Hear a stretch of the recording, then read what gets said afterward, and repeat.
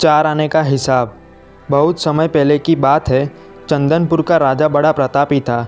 दूर दूर तक उसकी समृद्धि की चर्चाएं होती थी। उसके महल में हर एक सुख सुविधा की वस्तुएं उपलब्ध थी, पर फिर भी अंदर से उसका मन अशांत रहता था। उसने कई ज्योतिषियों और पंडितों से इसका कारण जानना चाहा। बहुत से विद्वानों से मिला। किसी ने कोई अंगूठियाँ पहनाई तो किसी ने यज्ञ कराए, पर फिर भी राजा का दुख दूर नहीं हुआ। उसे शांति नहीं मिली। एक दिन भेष बदलकर राजा अपने राज्य की सैर पर निकला। घूमते घूमते वह एक खेत के निकट से गुजरा। तभी उसकी नज़र एक किसान पर पड़ी। किसान ने फटे पुराने वस्त्र धारण कर रखे थे और वह पेड़ की छांव में बैठकर भोजन कर रहा था।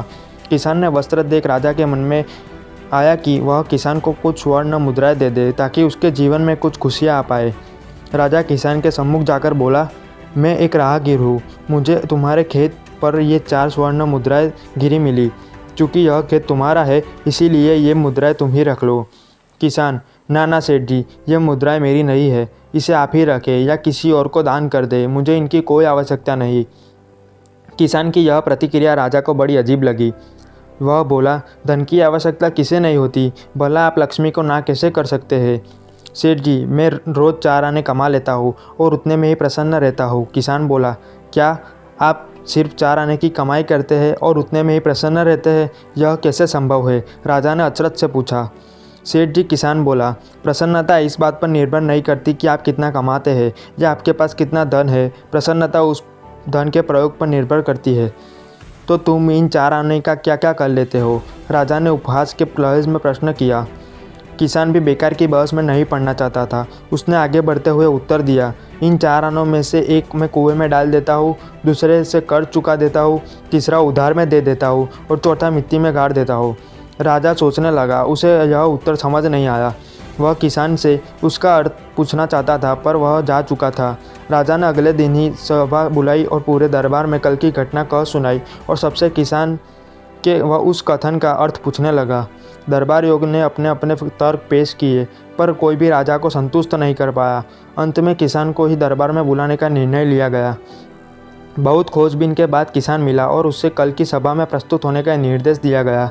राजा ने किसान को उस दिन अपने भेष बदल कर भ्रमण करने के बारे में बताया और सम्मानपूर्वक दरबार में बिठाया। मैं अब तुम्हारे उत्तर से प्रभावित हूँ और तुम्हारे 4 आने का हिसाब जानना चाहता हूँ। बताओ, तुम अपने कमाए 4 आने किस तरह खर्च करते हो तो तुम इतना प्रसन्न और संतुष्ट रह पाते हो? राजा ने प्रश्न किया।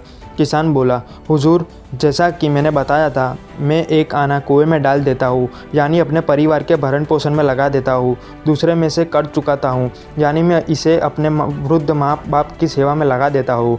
तीसरा, उधार दे देता हूँ, यानी अपने बच्चों की शिक्षा दीक्षा में लगा देता हूँ। और चौथा, मिट्टी में गाड़ देता हूँ, यानी मैं 1 पैसे की बचत कर लेता हूँ, ताकि समय आने पर मुझे किसी से मांगना ना पड़े और मैं इससे धार्मिक, सामाजिक या अन्य आवश्यक कार्यों में लगा सकूं।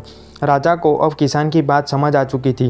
राजा की समस्या का समाधान हो चुका था। वह जान चुका था कि यदि उसे प्रसन्न एवं संतुष्ट रहना है तो उसे भी अपने अर्जित किए धन का सही उपयोग करना होगा।